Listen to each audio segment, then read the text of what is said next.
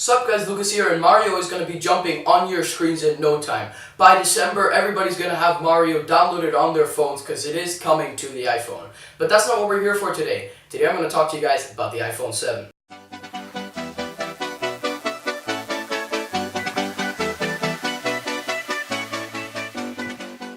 Now the iPhone 7 comes in a few different colors this year. It comes in black and in jet black.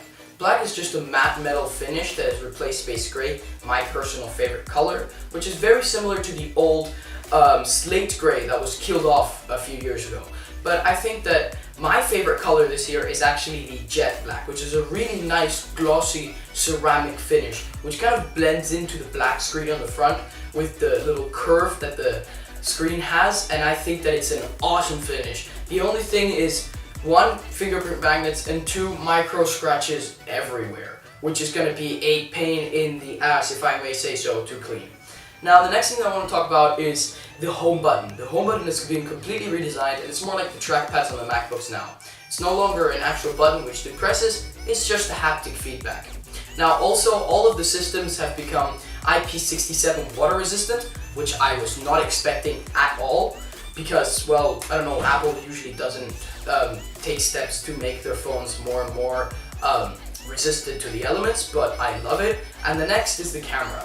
On both phones there have been upgrades. On the iPhone 7, the standard one, it's a really nice f1.8 camera with a new 12 megapixel sensor, which is supposedly 60% faster, and also on the front there's a 7 megapixel instead of 5 megapixel selfie camera, which is quite decent from what I've seen.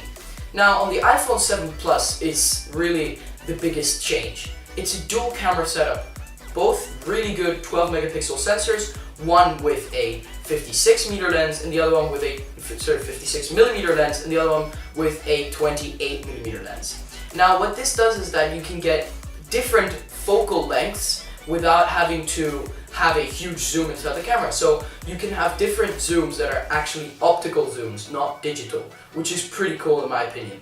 And also what this allows you to do is have a really nice shallow depth of field effect when you're taking pictures of really close subjects or of people. And this will come in a software update around December, which I'm really excited for. So that's really it for the camera, apart from that they're all OIS, so even the smaller iPhone has OIS, and also they all have a quad LED flash, which is pretty cool. Now the next is the display. I was kind of annoyed that it's not an OLED display. Apple, someday you're gonna have to drop that on the iPhone, but yeah, this year it's still an IPS, but it is 25% more vibrant supposedly, and from what I've seen at the keynote, it looks really, really cool. As most of you know, the headphone jack has disappeared and it's been replaced by another set of speakers. So at the bottom of the phone we have 2 speakers, and the other set of speakers to accompany them to make them stereo is inside the earpiece, which is pretty cool, and it's something that HTC already did with their HTC 10, and it's a good solution. Supposedly it's going to sound better, hopefully it does.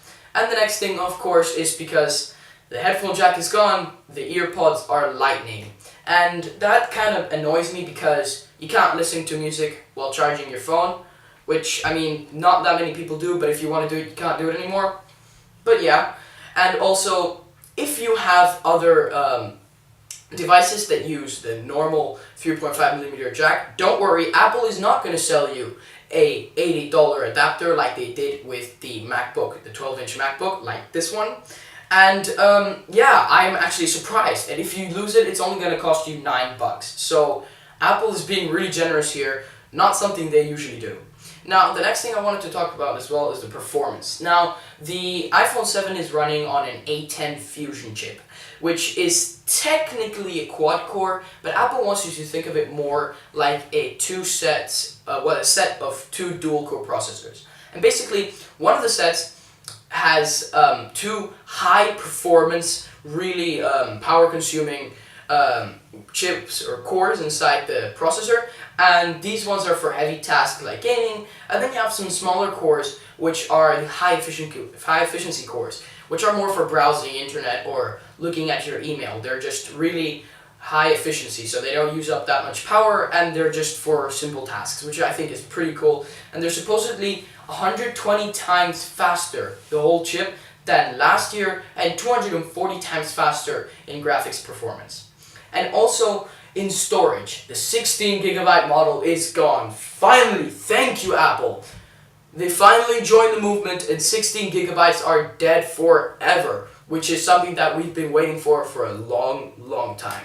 So that's really my recap on the iPhone 7. If there's anything else you want to know, feel free to ask me questions in the comments down below. And of course, if you like the video, leave a like, one of these thumbs up right there on top of the comment section. You can click on that like button, it would be really cool. And if you want to see more videos like this dropping down in your feed, remember to subscribe.